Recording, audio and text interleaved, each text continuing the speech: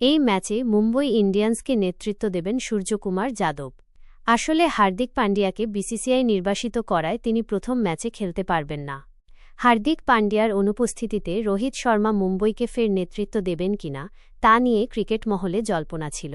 তবে মুম্বই শিবির শেষ পর্যন্ত সূর্যকুমার যাদবকেই নেতা নির্বাচিত করেছে।